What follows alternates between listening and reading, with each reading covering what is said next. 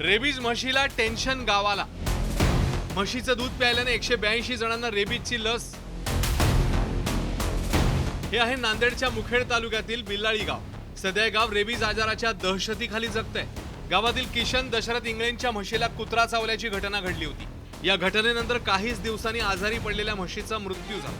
या म्हशीला कुत्रा चावल्याचं उशिराने समजल्यानं उपचार करण्यास उशीर झाला आणि तोवर म्हैस दगावली. आमच्या म्हशीला सुरुवातीला 2 दिवस चारा बुरा खाण्याची चली ती. आम्ही नेऊन जाऊरला दाखिला ट्रीटमेंट. ते थोडं म्हशीचं खुरी किंवा तिवा आलेली म्हणले, त्याचा इलाज केल्या. ते 2 दिवसानंतर मारहाण चालू झाली तिच्या मेंदूला.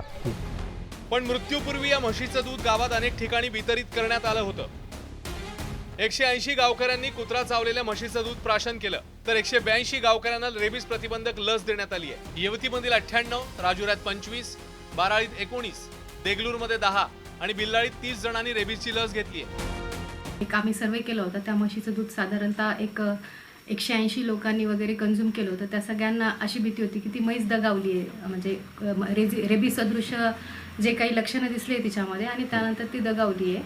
आणि त्यानंतर त्या लोकांमध्ये भीतीचं वातावरण झालं होतं. त्यामुळे त्यांनी प्राथमिक आरोग्य केंद्रामध्ये गेले, तिथे काही लोकांनी लस घेतली आहे.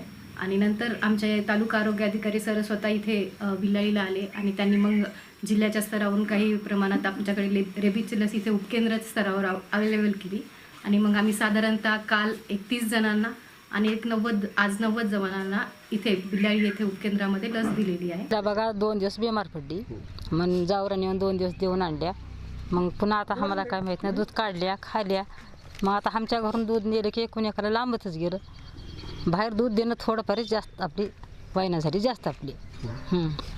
गावातले सगळे लोक इंजेक्शन घेतलं, काय कारण आहे?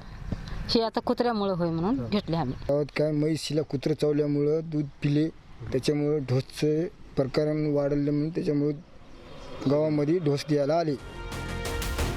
रेबीजमुळे गावकऱ्यांमध्येही दहशतीचं वातावरण निर्माण झालंय. अभिषेक एकबोटे, एबीपी माझा, नांदेड. एबीपी माझा, उघडा डोळे बघा नीट.